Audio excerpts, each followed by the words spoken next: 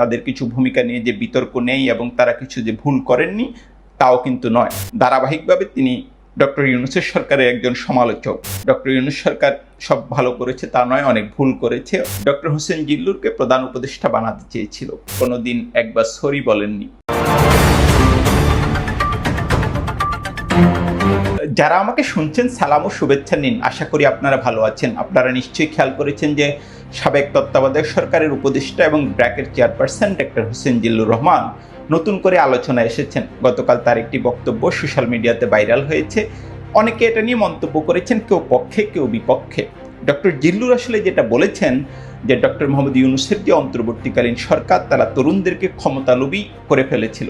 এখন যেটা আমি বললাম যে ডক্টর জিল্লুরের এই বক্তব্যের পক্ষে কিংবা বিপক্ষে নানামুখী অবস্থান থাকতে পারে। এমনিতে এটা তো অস্বীকার করার উপায় নেই যে জুলাইতে যে অভ্যুত্থানটা হয়েছে তার নেতৃত্বে ছিলেন তরুণরা এবং শত শত তরুণ সেই অভ্যুত্থানে জীবন দিয়েছে। পরবর্তী সরকারে খুব স্বাভাবিকভাবেই তাদের একটা অংশগ্রহণ ছিল এবং সে সময় তরুণদেরকে নানাভাবে কাজে লাগানো হয়েছে। তাদের কিছু ভূমিকা নিয়ে যে বিতর্ক নেই এবং তারা কিছু যে ভুল করেননি তাও কিন্তু নয়। সে সময় তাদের বেশ কিছু কর্মকাণ্ড বিতর্কিত ছিল।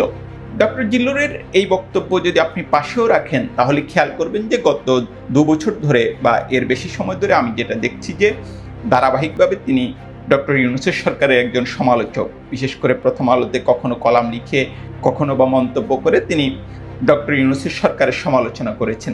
এখন কেন এই সমালোচনা, এটা আসলে বোঝা মুশকিল। ডক্টর ইউনূস সরকার সব ভালো করেছে তা নয়, অনেক ভুল করেছে, তাদের অনেক নীতি সমালোচনা হতে পারে।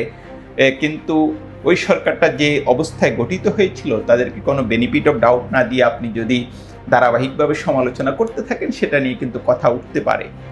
এখন দুটো ঘটনা আমি উল্লেখ করতে চাই। আপনাদের কারো কারো নিশ্চয়ই মনে আছে যে ডক্টর মোহাম্মদ ইউনূস অন্তর্বর্তীকালীন সরকারের প্রধানের পদ থেকে পদত্যাগ করতে চেয়েছিলেন একবার এবং তিনি সিদ্ধান্ত নিয়ে ফেলেছিলেন। পরবর্তীকালে তার সহকর্মী সহ নানা মহলের আবেদনে অনুরোধে তিনি সে সিদ্ধান্ত থেকে সরে আসেন। তখন ক্ষমতাবান বিভিন্ন অংশ ডক্টর হোসেন জিল্লুরকে প্রধান উপদেষ্টা বানাতে চেয়েছিল এবং আমি যতদূর জানি এই ব্যাপারে আলোচনা বেশি গিয়েছিল এবং এটাও বলা হয়েছিল যে কোনো কারণে ডক্টর ইউনূসের সরকার যদি নির্বাচন দিতে ব্যর্থ হয় সেক্ষেত্রে হোসেন জিল্লুরের নেতৃত্বে একটা সরকার গঠিত হবে।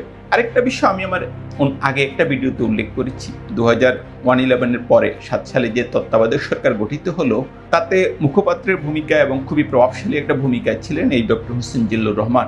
সে সময় যে সব খারাপ কাজ হয়েছে আমি কিন্তু তা বলি না, বরং দুর্নীতির বিরুদ্ধে খুবই ভালো একটা অভিযান হয়েছে। কিন্তু তখন আবার যেটা দেখলাম আমরা যে অনেক রাজনীতিবিদের উপর শারীরিক নির্যাতন হয়েছে এবং আজকের যিনি প্রধানমন্ত্রী জনাব তারেক রহমান তিনিও শারীরিক নির্যাতনের শিকার হয়েছিলেন ভয়াবহ। আজ পর্যন্ত ওই সরকারের কোনো ব্যক্তি এইসব ঘটনায় কিন্তু দুঃখ প্রকাশ করেননি এবং ডক্টর হোসেন জিল্লুরও কোনো দিন একবার সরি বলেননি। আমরা যখন এইসব আলোচনা সমালোচনার মধ্যে আছি তখন আবারও বলি যে ডক্টর জিল্লুর কেন ধারাবাহিকভাবে প্রফেসর ইউনূসের সরকারের সমালোচনা করেন এটা আসলে আমি ঠিক জানি না।